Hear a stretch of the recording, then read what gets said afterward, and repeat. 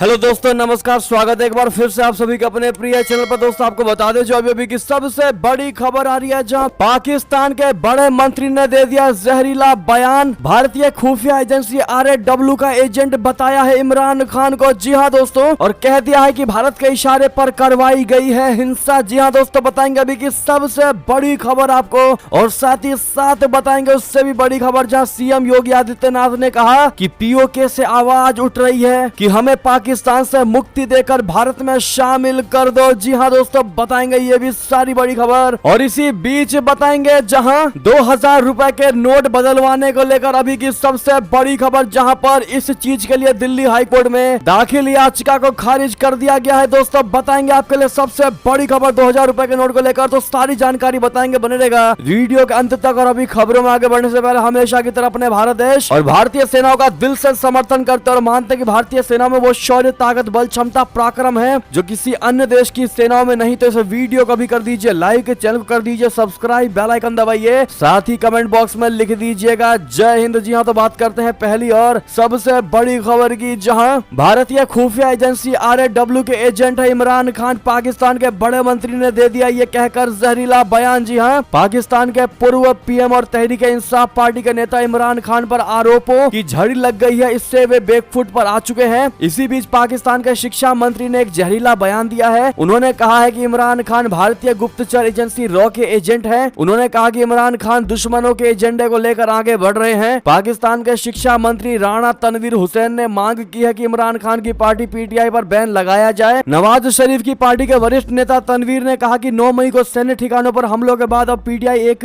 राजनीतिक दल नहीं रह गई है। इमरान खान की पार्टी के कई नेताओं ने पार्टी से इस्तीफा दे दिया है। अब ऐसे में दोस्तों पाकिस्तानी शिक्षा मंत्री का ये बयान देना कि इमरान खान भारत के रॉ एजेंट हैं, ऐसे में अगर आप भी मानते हैं कहीं ना कहीं जानबूझकर इसमें भारत को घसीटा जा रहा है, जहां पर भारत का कोई तुक ही नहीं बनता वहां पर भी भारत को समेटा जा रहा है और भारत को पूरे विश्व में बदनाम करने की बहुत बड़ी कोशिश की जा रही है पाकिस्तान की सरकार के द्वारा। तो दोस्तों कमेंट में पाकिस्तान को जवाब जरूर दीजिएगा, जिस प्रकार से बिना बात के भारत को घसीटने की कोशिश कर रहा है और इमरान खान को रॉ का एजेंट बताया जा रहा है। ऐसे में आपका जवाब तो बनता ही है दोस्तों। बहरहाल भारत की तरक्की पाकिस्तान से देखा नहीं जा रहा और वो लगातार चाहता है कि हर मुद्दे में भारत को घसीट करके विश्व में बदनाम किया जाए ताकि भारत की इमेज खराब हो सके। ऐसे में आपकी राय तो बनती है दोस्तों, और जितना ज्यादा आज हो सके इस वीडियो को शेयर करना मत भूलिएगा व्हाट्सएप, फेसबुक पर, ताकि हर कोई पाकिस्तान के इस चाल को समझ सके। चलते हैं दोस्तों अगली खबर की तरफ, जहां पर CM योगी आदित्यनाथ जी का सबसे बड़ा बयान POK को लेकर, जहां उन्होंने कहा कि POK से आवाज उठ रही है कि हमें पाकिस्तान से मुक्ति देकर भारत में शामिल करो। जी हाँ, उत्तर प्रदेश के मुख्यमंत्री योगी आदित्यनाथ ने सोशल मीडिया डायलॉग कार्यक्रम में कहा है कि मीडिया के अलग अलग रूप देखने को मिल रहे हैं। यहाँ पर वही टिक पाएगा जो अपने विश्वसनीयता को बरकरार रख पाएगा, बाकी सब एक समय के बाद अपने आप गायब हो जाएंगे। इसके साथ ही CM योगी आदित्यनाथ ने पाकिस्तान पर जमकर हमला बोलते हुए कहा है कि POK से आवाज उठ रही है कि पाकिस्तान से मुक्ति देकर भारत में हमें फिर से शामिल करो। जी हाँ, तो वहीं CM योगी आदित्यनाथ ने कहा कि 5 किलो गेहूं के लिए छीना झपटी हो रही है। दुनिया को आतंकवाद की भट्टी में झोंकने वाला आज एक एक रोटी के लिए तरस रहा है। भारत का सबसे उपजाऊ लैंड पाकिस्तान में गया, लेकिन वो संभाल नहीं पाया। भारत की इकानमी 5वें स्थान पर है, तो वहीं पाकिस्तान दरिद्रता की सीढ़ियों पर चढ़ता हुआ नर्क की गर्त में गिरता जा रहा है। PM मोदी सरकार के 9 साल पूरे होने पर यूपी के CM योगी आदित्यनाथ ने कहा कि आज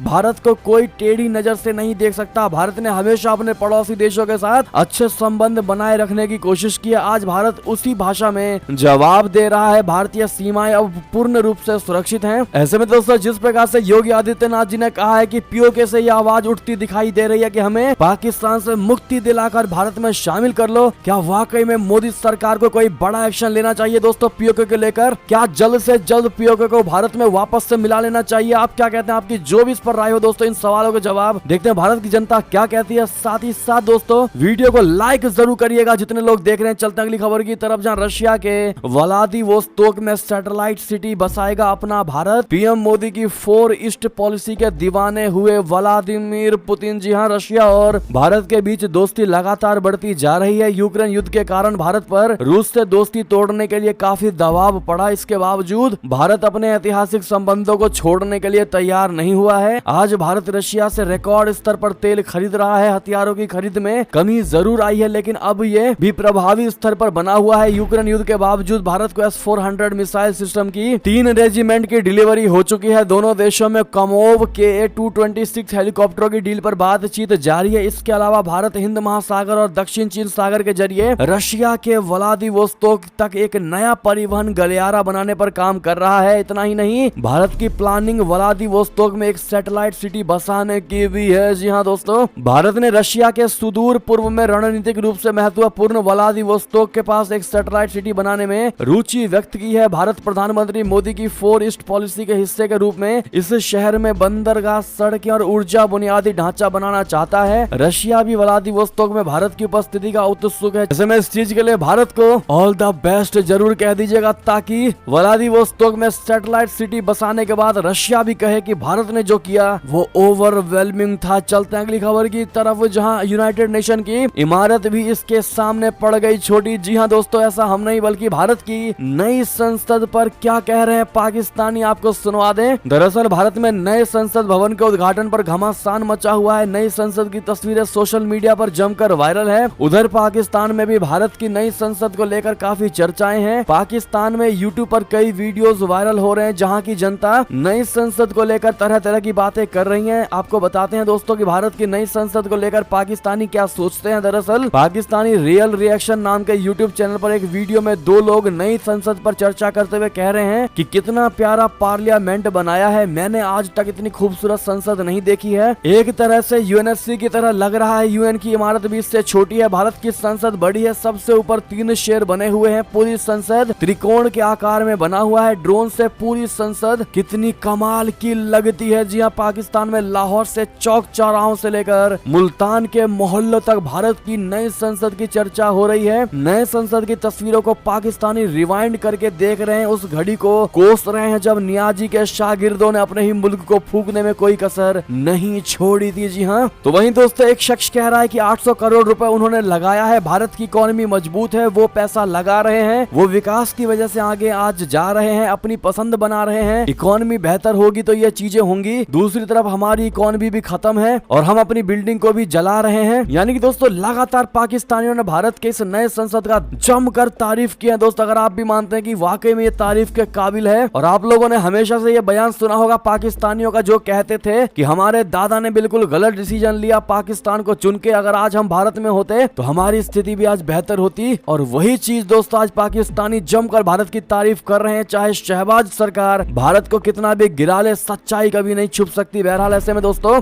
अपने भारत के इस नए पार्लियामेंट यानी नई संसद को देखकर, उसके ढांचे को देखकर, आकार को देखकर आप क्या कहना चाहेंगे दोस्तों? 2 शब्द में इसका जवाब जरूर दीजिएगा। देखते हैं भारत की जनता नए संसद को लेकर क्या विचार रखती है। साथ ही साथ अगली खबर की बात करें, जहां अबू धाबी में हिंदू मंदिर देखने के लिए लगा तांता, 30 देशों के राजदूतों ने किया भ्रमण। जी हां, संयुक्त अरब अमीरात की राजधानी अबू धाबी में हिंदू मंदिर का निर्माण का काम चल रहा है। इस बीच BAPS हिंदू मंदिर को देखने के लिए 30 देशों के राजदूत पहुंचे। इस बात की जानकारी यूएई में भारतीय राजदूत संजय सुधीर ने दी। संजय सुधीर ने बताया कि सभी राजनयिक BAPS मंदिर पहुंचकर काफी ज्यादा खुश दिखाई दी और उसकी जमकर प्रशंसा की। इन राजदूतों के भ्रमण का उद्देश्य अंतर सांस्कृतिक समझ को बढ़ावा देना और हिंदू मंदिर की प्रगति को देखना था। इतना ही नहीं, इन राजनयिकों ने मिलकर फोटो भी खिंचवाई। इस दौरान सभी राजदूतों ने मंदिर की दीवारों पर अद्भुत कलाकारी को बारीकी से देखा। इसके साथ ही वे मंदिर की कलाकारी को देखकर अचंभित भी दिखाई दिए। संजय सुधीर ने बताया कि ये मंदिर यूएई में रहने वाले भारतीय समुदाय के विश्वास की सामूहिक आकांक्षाओं का प्रतिनिधित्व करता है। जी हाँ, ऐसे में दोस्तों अगर आप भी खुश है कि अबू धाबी में ये विशाल मंदिर बनाते, दोस्तों कमेंट में जय श्री राम जरूर लिखिएगा। चलते अगली खबर की तरफ, जहां इंदिरा गांधी इंटरनेशनल एयरपोर्ट में घुसे 2 बांग्लादेशी, मंसूबा पूरा होने से पहले हुए गिरफ्तार, केंद्रीय एजेंसियों की पूछताछ जारी। जी हां, दिल्ली के इंदिरा गांधी अंतरराष्ट्रीय एयरपोर्ट से केंद्रीय एजेंसियों ने 2 बांग्लादेशी नागरिकों को गिरफ्तार किया है। दोनों बांग्लादेशी फर्जी दस्तावेज पर दिल्ली एयरपोर्ट के टर्मिनल 3 में दाखिल हुए थे। दोनों अपने मंसूबों में सफल होते इससे पहले ही वो केंद्रीय एजेंसियों की नजर में आ गए। केंद्रीय एजेंसी ने दोनों बांग्लादेशी नागरिकों को गिरफ्तार करके एयरपोर्ट पुलिस के हवाले कर दिया। दोनों आरोपियों से केंद्रीय एजेंसियों की संयुक्त पूछताछ जारी है। दिल्ली एयरपोर्ट सुरक्षा से जुड़े वरिष्ठ अधिकारी के अनुसार दोनों बांग्लादेशी नागरिकों की पहचान मारूफ खान और इवाना सोहेली के रूप में हुई है।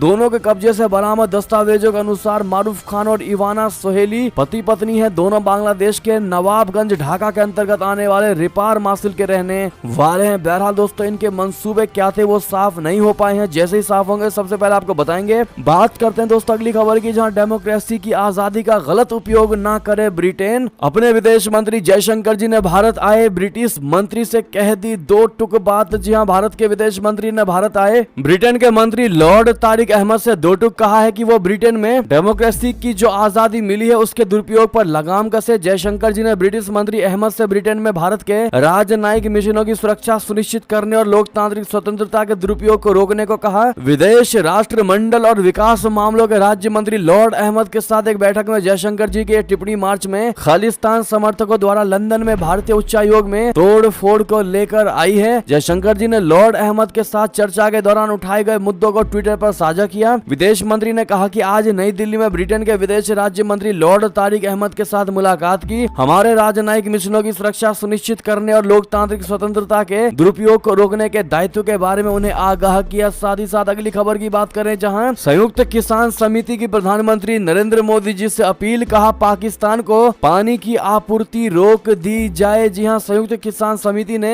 प्रधानमंत्री नरेंद्र मोदी जी से आगामी मानसून के मौसम में फिरोजपुर और माधोपुर हेड वर्क्स जो कि पठानकोट के पास रावी पर एक बैराज होता है उसके माध्यम से पाकिस्तान को हजारों क्यूसेक पानी की आपूर्ति रोकने का आग्रह किया है। गंगानगर ट्रेडर्स एसोसिएशन परिसर में मीडिया से बात करते हुए राजस्थान जल संसाधन विभाग के पूर्व मुख्य अभियंता कुलदीप बिश्नोई, जो पंजाब के समकक्षों के साथ समन्वय कर रहे थे, उन्होंने कहा कि अगर पाकिस्तान को पानी देना बंद कर दिया जाता है तो तीनों राज्यों राजस्थान, पंजाब और हरियाणा को अतिरिक्त पानी मिल सकता है। उन्होंने कहा कि भाखड़ा ब्यास प्रबंधन बोर्ड के एक आदेश के बाद बांधों को कुल क्षमता से 10% कम भरा जा रहा है। बहरहाल दोस्तों क्या ऐसे में संयुक्त किसान समिति की बात को पीएम मोदी सरकार को मान लेनी चाहिए? दोस्तों क्या पाकिस्तान को पानी की आपूर्ति भारत को रोक देनी चाहिए? आपकी जो भी इस पर राय हो कमेंट में जरूर बताइएगा। बात करते हैं अगली खबर की, जहां हरकतों से फिर बाज नहीं आ रहा चीन। ताइवानी सीमा में 8 चीनी सैन्य विमान और 11 नौसैनिक जहाज हुए ट्रैक। जी हां, चीन और ताइवान में जारी तनाव के बीच शनिवार 27 मई सुबह 6 बजे से रविवार 28 मई सुबह 6 बजे के बीच ताइवान में 8 चीनी सैन्य विमानों और 11 नौसैनिक जहाजों को ट्रैक किया गया। ताइवान के राष्ट्रीय रक्षा मंत्रालय यानी MND ने कहा कि 8 पीपुल्स लिबरेशन आर्मी यानी PLA विमानों में से 4 ने देश के वायु रक्षा पहचान क्षेत्र के पूर्वोत्तर क्षेत्र में ताइवान स्ट्रेट मीडियन लाइन को पार किया। MND ने कहा कि विमान में 2 सुखोई Su-30 लड़ाकू जेट और 2 चेंगडू J-10 जेट लड़ाकू विमान शामिल थे। ताइवान समाचार के अनुसार ताइवान के अडीज के दक्षिण पश्चिम कोने में एक शानक्सी Y-8 पनडुब्बी रोधी युद्ध जेट भी देखा गया था। जी हां, चीनी नौसेना PLA नेवी के एयरक्राफ्ट कैरियर शेडोंग को ताइवान के नजदीक देखा गया है। साथ ही साथ बढ़ते अगली खबर की तरफ, जहां भारत ही नहीं 7 समंदर पार देश नॉर्वे के लिए भी बहुत बड़ा खतरा है पाकिस्तान। दोस्तों नॉर्वेजियन पुलिस की रिपोर्ट में हुआ सबसे बड़ा खुलासा। जी हां, दुनिया भर में आतंकवाद को पनाह देने के लिए कुख्यात पाकिस्तान अब 7 समंदर पार देश नॉर्वे के लिए भी परेशानी बन चुका है। हाल ही में आई एक रिपोर्ट के मुताबिक नॉर्वे ने पाकिस्तान को खुद के लिए खतरा माना है। नॉर्वे की सुरक्षा एजेंसी PST ने अपनी हालिया रिपोर्ट में बताया है कि पाकिस्तान ने देश के लिए खतरा पैदा कर दिया है। रिपोर्ट में आगे लिखा गया है कि पाकिस्तान प्रौद्योगिकी संबंधी जानकारियां हासिल करने के लिए अवैध तरीका अपना रहा है। इस रिपोर्ट में पाकिस्तान और पाकिस्तानी लोगों से सतर्क रहने, उनकी जांच करने और लगातार निगरानी बनाए रखने के सुझाव दिए गए हैं। गौरतलब है कि तेल उत्पादक देश होने के कारण नॉर्वे के पास समुद्री क्षेत्र में विशेषज्ञता हासिल है। उसके पास उन्नत समुद्री प्रौद्योगिकी भी है। जी हाँ, ग्रीक समाचार वेबसाइट डायरेक्टर्स की रिपोर्ट के मुताबिक नॉर्वेजियन बिजनेसों, शोधकर्ताओं और शोध संस्थानों के पास ज्ञान और प्रौद्योगिकी है जो उन्नत हथियार प्रणाली और सामूहिक विनाश के हथियारों को बनाने में इस्तेमाल की जाती है। अगर ये तकनीक पाकिस्तान के हाथ लग जाती है तो वो खतरनाक साबित हो सकता है। ऐसे में दोस्तों पाकिस्तान सिर्फ भारत और भारत एशियाई देशों के लिए खतरनाक नहीं बल्कि नॉर्वे के लिए भी बहुत बड़ा खतरा पैदा कर रहा है। ऐसे में आपकी जो भी राय हो बताइएगा। जरूर चलते हैं अगली खबर की तरफ, जहां BSF ने मार गिराया Pakistani drone. 3 kilo 400 gram heroin के साथ तस्कर हुआ गिरफ्तार। कई और संदिग्ध चीजें हुई जब्त। जी हां, भारतीय सीमा सुरक्षा बल के जवानों ने अमृतसर के धनोई खुर्द गांव में एक पाकिस्तानी ड्रोन को मार गिराया है। इसके अलावा BSF ने लगभग 3.5 किलोग्राम वजन के 3 पैकेटों की संदिग्ध खेप वाले बैग के साथ एक व्यक्ति को भी गिरफ्तार किया गया है। इस खेप के साथ एक लोहे का हुक और 4 चमकदार पट्टियां भी जुड़ी हुई है।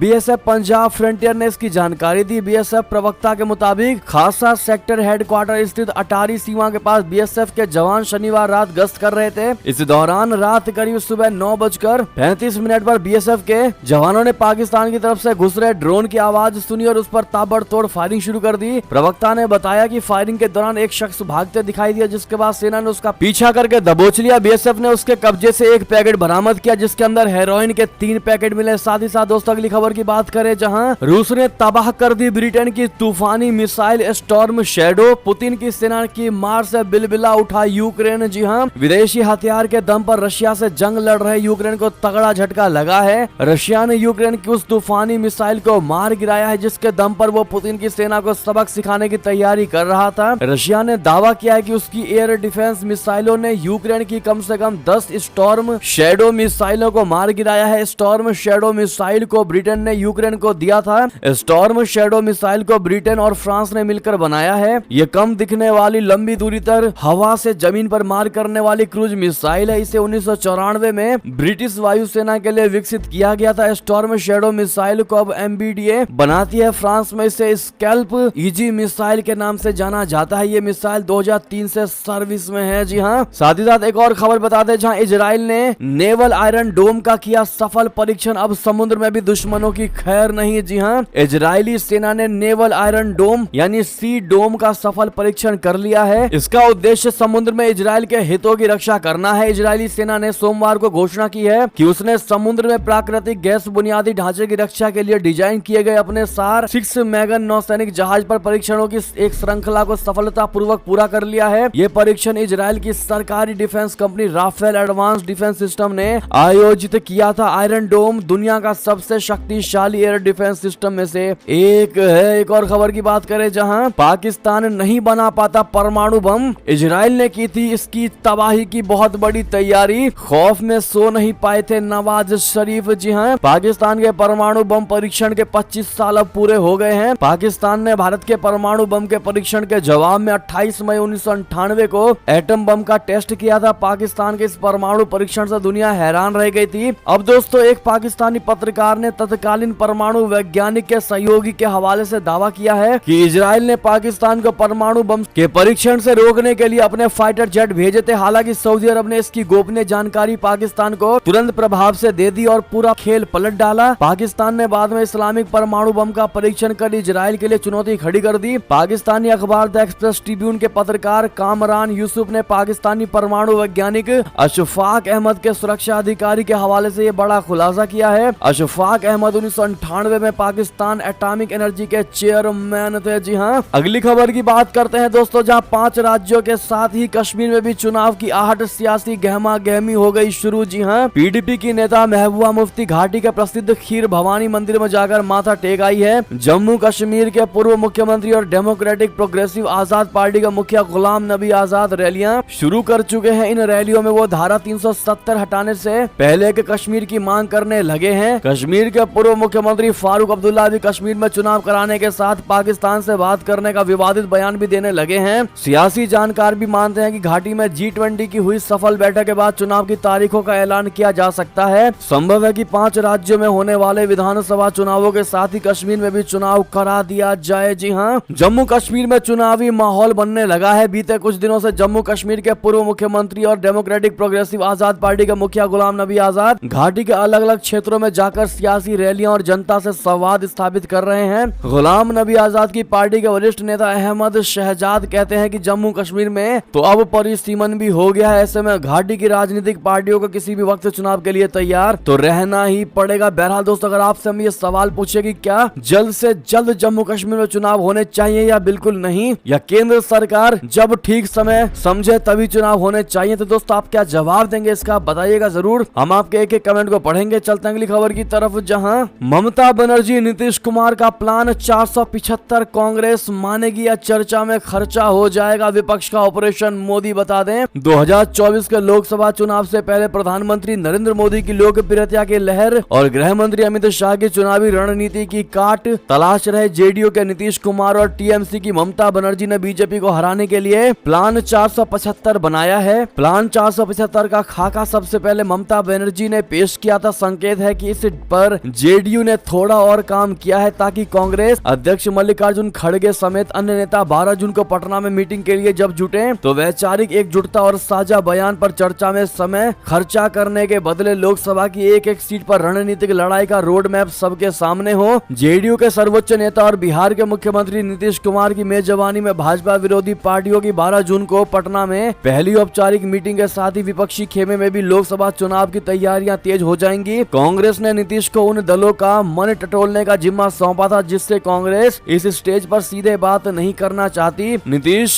कुमार पूर्व से पश्चिम और उत्तर से दक्षिण तक घूम आए हैं, जिसके बाद 12 जून की तारीख तय हुई है। चर्चा है कि लगभग 1.5 दर्जन भाजपा विरोधी दलों के नेता पटना पहुंच सकते हैं। जी हाँ, ऐसे में दोस्तों क्या विपक्षी खेमों का चल रहा 475 वाला प्लान का सक्सेस हो पाएगा 2024 के लोकसभा चुनाव में? अगर आप भी मानते हैं बिल्कुल नहीं तो कमेंट में मोदी है तो हर चीज मुमकिन है, और दोस्तों मोदी ही होंगे अगले प्रधानमंत्री, कमेंट में लिखकर अवश्य बताइएगा। चलते हैं अगली खबर की तरफ, जहां रिटायर्ड आईपीएस ने ट्वीट किया था कि जरूरत पड़ी तो गोली भी मारेंगे, जिस पर बजरंग पुनिया ने कहा बता कहां आना है गोली खाने। जी हां, भारत के शीर्ष पहलवान विनेश फोगाट, साक्षी मलिक और बजरंग पुनिया पर दिल्ली पुलिस ने कानून और व्यवस्था के उल्लंघन के लिए उनके खिलाफ प्राथमिकी दर्ज किया। पुलिस ने जंतर मंतर पर धरना स्थल को भी खाली करवाया है। और इस बीच 29 अप्रैल की सुबह बजरंग पुनिया ने एक रिटायर्ड आईपीएस अधिकारी के ट्वीट को रीट्वीट करते हुए ये हमें गोली मारना चाहता है। रिटायर्ड आईपीएस डॉक्टर NC आस्थाना ने अपने ट्विटर हैंडल से ट्वीट करते हुए लिखा कि जरूरत हुई तो गोली भी मारेंगे, मगर तुम्हारे कहने से नहीं, अभी तो सिर्फ कचरे के बोरे की तरह घसीट कर फेंका है।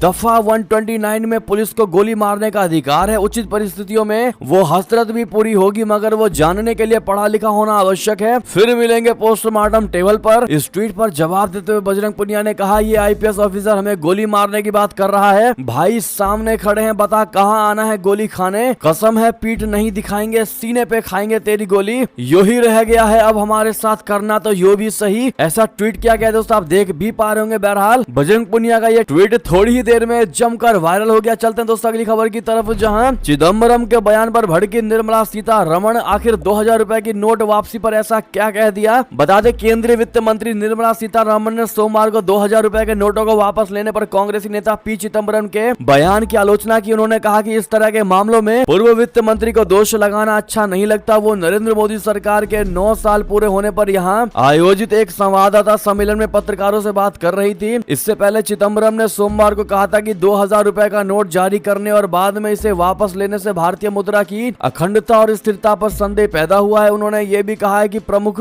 आर्थिक संकेतक नीचे की ओर इशारा कर रहे हैं और इस बात का भरोसा कम है कि अर्थव्यवस्था उच्च वृद्धि के रास्ते पर पहुंच जाएगी। भारतीय रिजर्व बैंक ने हाल ही में 2000 रुपए के नोटों को चलन से वापस लेने की घोषणा की थी और लोगों से इसे 30 सितंबर तक बैंकों में जमा करने या बदलने के लिए कहा है। बता दें कि चिदम्बरम की टिप्पणियों के बारे में पूछने पर सीतारमण ने कहा कि इस प्रकार के मामलों में मुद्रा केंद्रीय बैंक के फैसले पर संदेह करना पूर्व वित्त मंत्री के लिए अच्छा नहीं है, जो इस मंत्रालय में ऑलरेडी रह चुके हैं। साथ ही साथ दोस्तों बड़ी ही अहम जानकारी आपको बता दें 2000 रुपए के नोट के बदलवाने को लेकर, जहां दिल्ली हाई कोर्ट में दाखिल याचिका खारिज। आईडी प्रूफ के बिना ही बदला जाएगा 2000 रुपए का नोट। जी हां, दिल्ली हाई कोर्ट ने सोमवार को 2000 का नोट बदलने के मामले में एक बड़ा फैसला सुनाया है। अदालत ने भारतीय रिजर्व बैंक यानी RBI और भारतीय स्टेट बैंक यानी SBI के नोटिफिकेशंस को चुनौती देने वाली एक याचिका को खारिज कर दिया। इससे अब देश भर में बिना आईडी प्रूफ के ही 2000 के नोट बदलना आसान हो जाएगा। याचिका में बिना किसी पहचान के 2000 का नोट बदलने पर सवाल खड़े किए गए थे। SBI ने 23 मई को नोट बदलने की प्रक्रिया शुरू होने से पहले एक नोटिफिकेशन में कहा था कि लोग बैंक की शाखा जाकर हाथों हाथ 2000 के 10 नोट बदल सकते हैं। इसके लिए उन्हें किसी तरह के आईडी प्रूफ और रिक्वेस्ट स्लिप को भरने की आवश्यकता नहीं है। बहरहाल दोस्तों